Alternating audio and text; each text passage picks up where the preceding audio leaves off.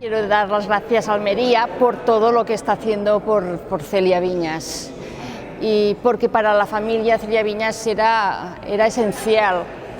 Yo ya nací cuando ella ya no estaba aquí entre nosotros, por eso me pusieron Celia, porque claro, ella quería que tener una sobrina que se llamara Celia. Pues una vez en una carta a mi madre le dijo, va a ser un niño, va a ser una niña, perdona, fue un niño que fue mi hermano mayor, tiene que llamarse Celia. Bueno, nació un chico y se llamó Gabriel, pero luego cuando nací yo me pusieron Celia. Para ellos era el puntal, Celia era el puntal, era el pivote en el que giraba toda la familia, porque era una persona que tenía dos cualidades importantes. La primera era que era una persona entusiasta, alegre, divertida, imaginativa, y arrastraba a todo el mundo. Y luego la otra faceta que tenía era que era muy inteligente. Entonces estas dos facetas le daban este aspecto tan, diríamos, tan seductor, que creaban a su alrededor como un aura, y ella era la que llevaba a toda la familia. Si tenían algún problema, le preguntaban a Celia. Si había alguna cosa que considerar, era Celia.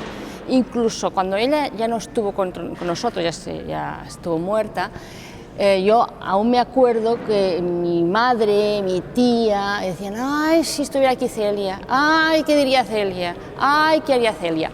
Se quejaban, se lamentaban de la ausencia de Celia, porque para ellas era importantísimo.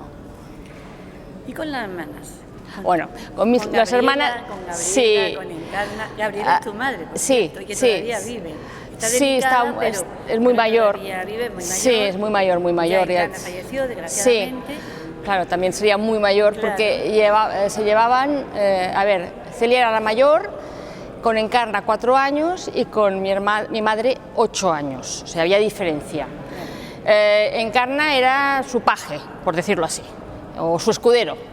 Ella, se ve cuando eran pequeñas, Celia siempre armaba juegos, lo que fuera, y Encarna era la que le seguía.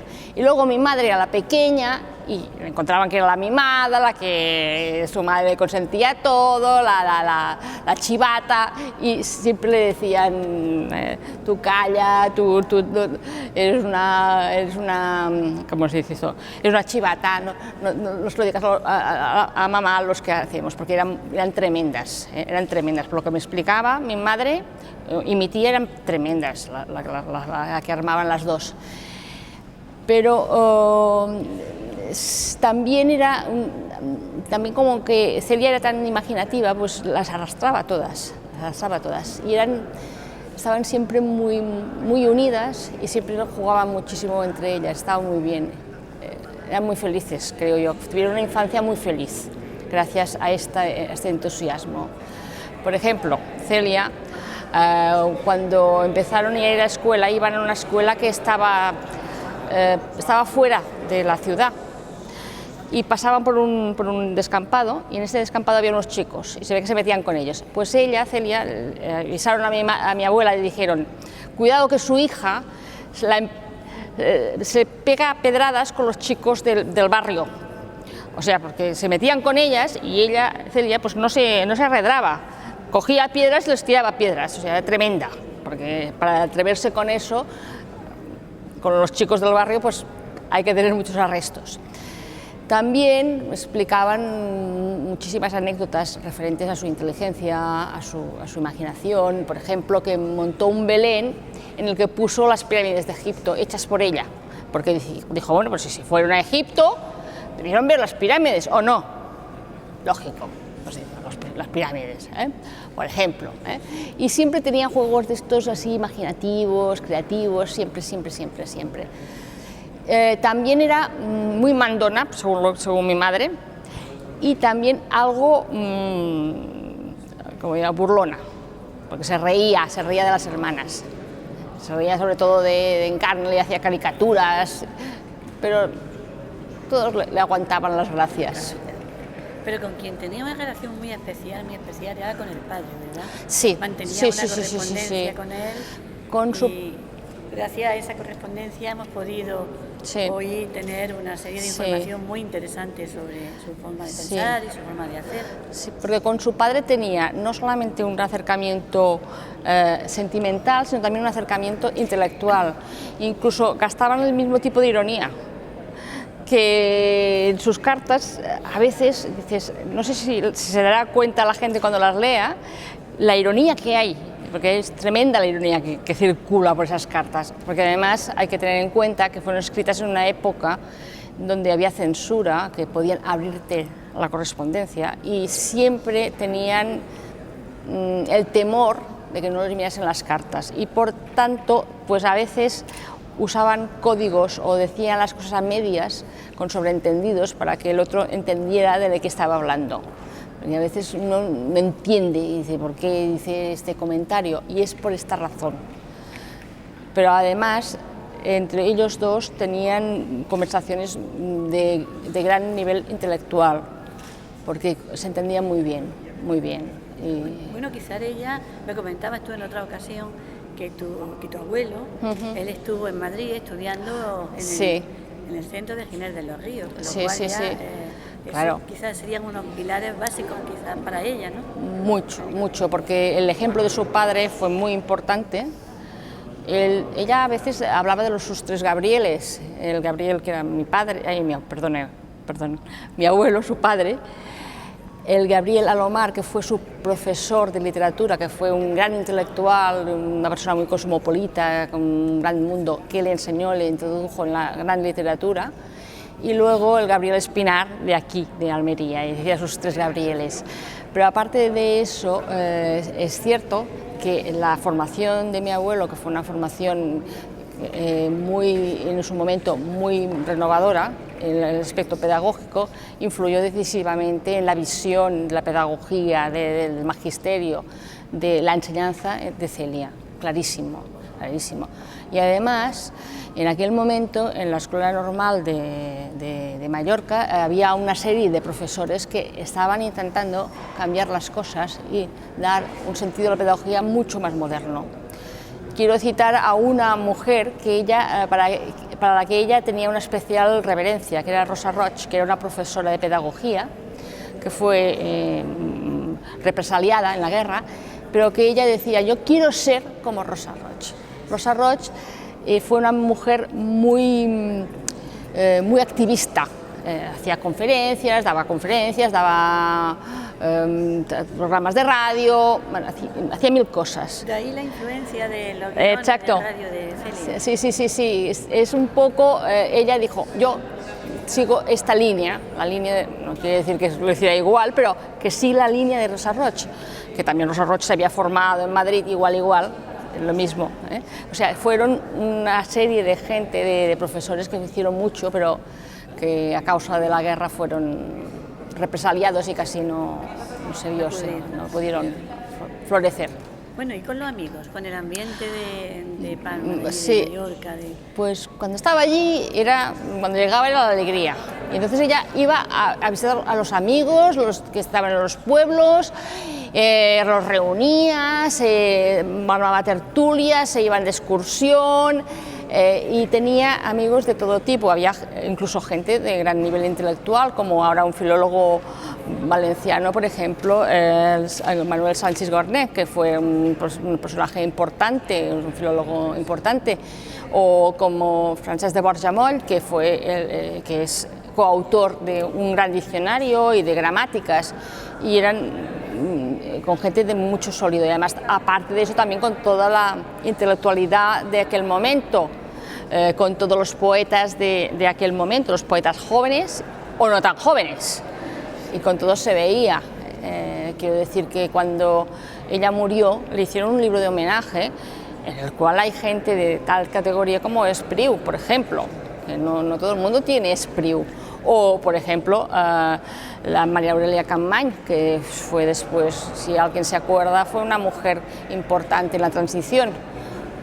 Pues María Aurelia Capmany la conoció en Barcelona y se hizo muy amiga de Celia, por ejemplo, también la veía en esos momentos.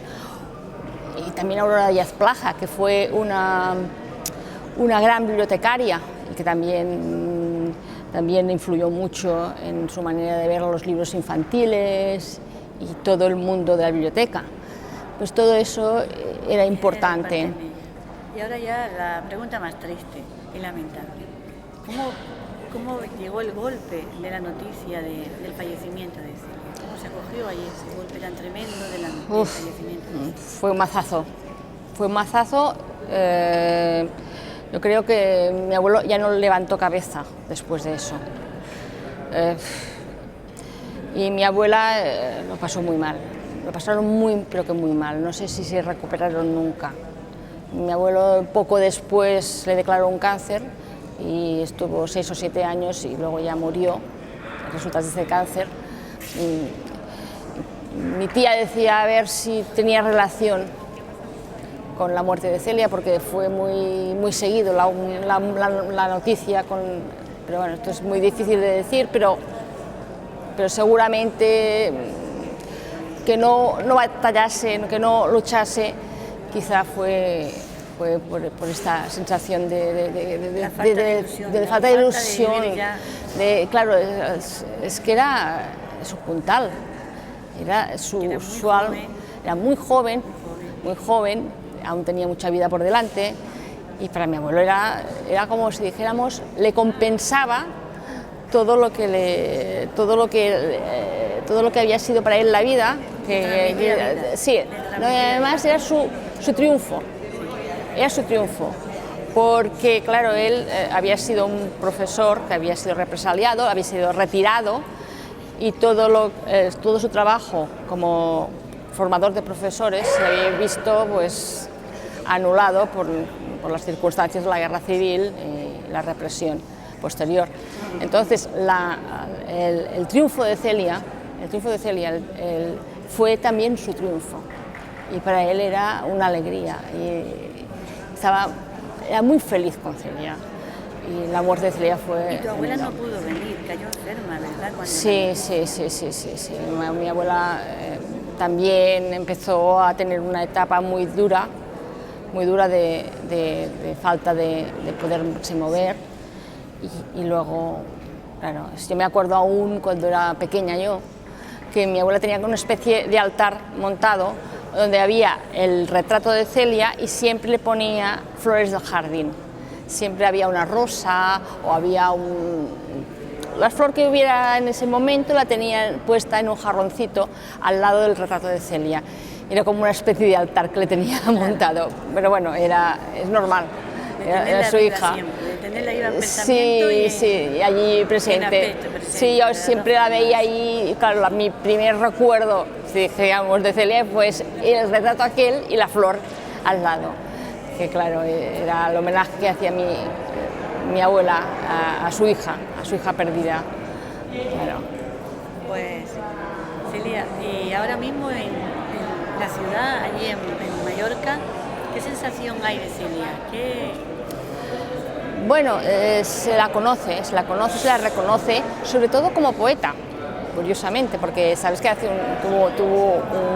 hizo un libro en catalán. Se la conoce bastante como poeta. No se la conoce tanto con su aspecto pedagógico, que es muy importante. Y a veces les digo, tenéis que conocer lo que hizo. Y hay gente que se sorprende y dice, tenemos que dar más difusión a lo que hizo Celia. A la figura de Celia. Bueno, le han puesto el nombre a una calle por eso. Incluso hubo algún intento de ponerle el nombre a alguna escuela, pero al final no pudo ser.